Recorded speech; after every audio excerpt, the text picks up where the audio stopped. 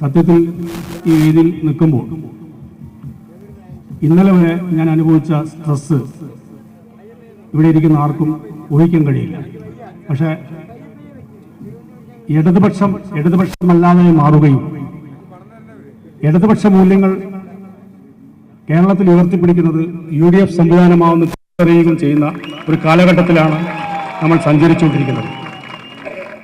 Nehruvian socialism എങ്ങനെയാണ് കേരളത്തിൽ നടപ്പിലാക്കേണ്ടത് എന്നത് UDF സംവിധാനമാണ് ഇപ്പോൾ പ്രഖ്യാപിച്ചുകൊണ്ടിരിക്കുന്നത്.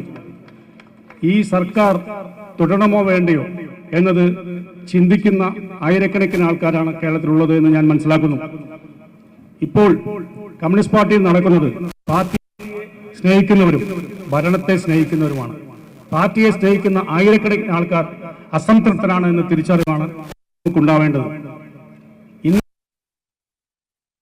എന്ന് പറയുന്നതിന്റെ കാരണം VS-ന് വിധിച്ചത് ക്യാപിറ്റൽ പണിഷ്മെന്റ് എന്ന് നമുക്കെല്ലാം അറിയാം.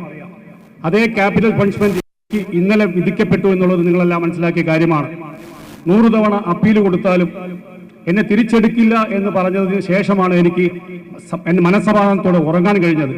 13 കൊല്ലമായി ഞാൻ അനുഭവിച്ച വേദന ഇന്നലത്തോടെ ഞാൻ അവസാനിപ്പിച്ചിരിക്കുകയാണ്. അത് ആ സമയത്ത് എന്റെ തളരുന്ന കൈക്ക് പിടിച്ച് സംരക്ഷണം തരാമെന്ന് UDF സംവിധാനം ഏറ്റു എന്ന് പറയുമ്പോൾ സ്വാഭാവികമായി ഉണ്ടാകുന്ന ആവേശം പറഞ്ഞറിയിക്കാൻ പറ്റാത്തതാണ്. പ്രിയപ്പെട്ട സന്ദീപ് വാര്യർ ഉൾപ്പെടെ PV രാജേഷ് ഉൾപ്പെടെ പേരെടുത്ത് പറയുകയാണെങ്കിൽ ഒരുപാട് ആളുകളുണ്ട്. സതീഷ് ഏട്ടൻ എന്ന് ഞാൻ വിളിക്കുന്ന ബഹുമാനപ്പെട്ട പ്രതിപക്ഷ നേതാവ് VD സതീശൻ കേരളത്തിന്റെ നേതാവായി മാറിയിരിക്കുന്ന ഈ ഘട്ടത്തിൽ ഞാൻ കൂടുതൽ സംസാരിക്കുന്നില്ല. എന്റെ വാക്കുകൾ ഉപസംഹരിക്കുകയാണ്. നിങ്ങൾക്കെല്ലാവർക്കും എന്റെ അഭിവാദ്യങ്ങൾ.